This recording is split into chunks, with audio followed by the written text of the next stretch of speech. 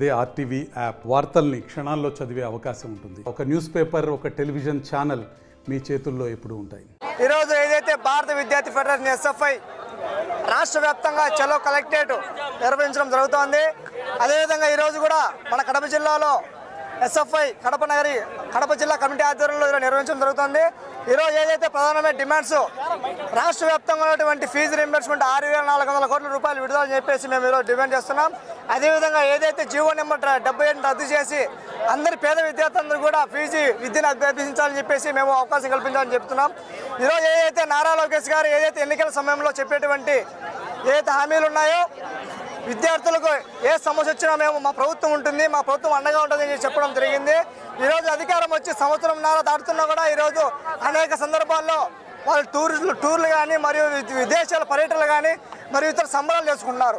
కనీసం ఇన్ని రోజుల నుంచి కూడా విద్యార్థి పక్షాన మేము ఎస్ఎఫ్ఐ ఆధ్వర్యంలో రాష్ట్ర వ్యాప్తంగా మేము ఎన్ని ఆందోళన చేసినా కూడా కనీసం దున్నపోత మీద వర్షం పడ్డట్టుగా ఈరోజు పట్టించుకోకపోవడం అనేది చాలా దుర్మార్గమైన చర్య.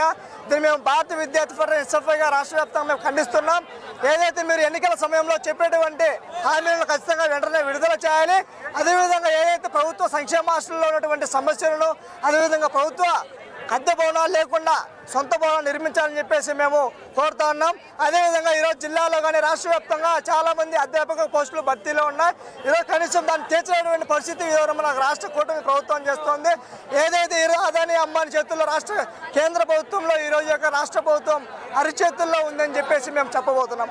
ఎందుకంటే పైనుంచి ఏదైతే సూటి వాళ్ళు చేస్తారో అది ఇక రాష్ట్ర ప్రభుత్వం ఇక్కడ చేస్తూ ఉంది. ఇది చాలా సిగ్గుచేడని చెప్పేసి మేము చెప్పబోతున్నాం. అదేవిధంగా ఏదైతే రాష్ట్ర వ్యాప్తంగా ఉన్నట్టు అందరికీ కూడా ఉచిత బస్సు ఏర్పాటు చేస్తారు.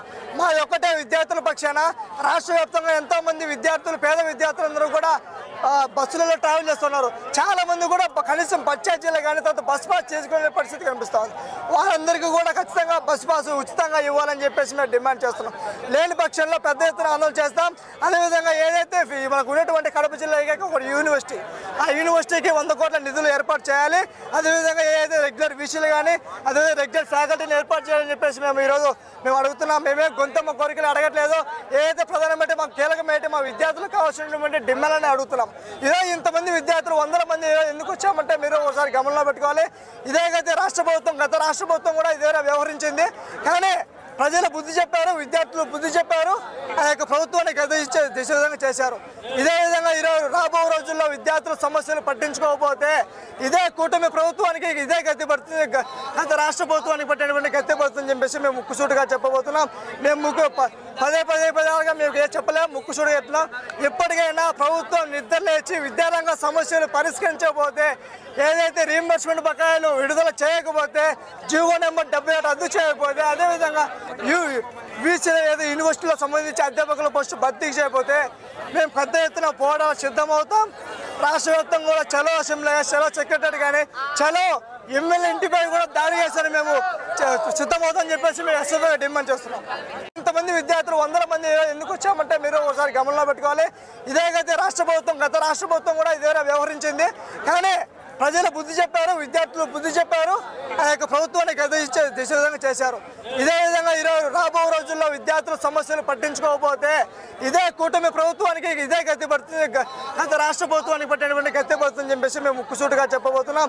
మేము పదే మేము ఏం చెప్పలేము, ముక్కుసూడిగా చెప్తున్నాం. ఇప్పటికైనా ప్రభుత్వం నిద్రలేచి విద్యారంగ సమస్యలు పరిష్కరించకపోతే ఏదైతే రీయింబర్స్మెంట్ బకాయిలు విడుదల చేయకపోతే జీవో నెంబర్ 78 రద్దు చేయకపోతే అదేవిధంగా యూనివర్సిటీలో సంబంధించి అధ్యాపకుల పోస్టు భర్తీ చేయకపోతే మేము పెద్ద ఎత్తున మరిన్ని వీడియోస్ కోసం ఛానల్ ని సబ్స్క్రైబ్ చేయండి. లేటెస్ట్ అప్డేట్స్ కోసం వాట్సాప్ ఛానల్ ని ఫాలో చేయండి. అండ్ లింక్ డిస్క్రిప్షన్ లో ఉంది.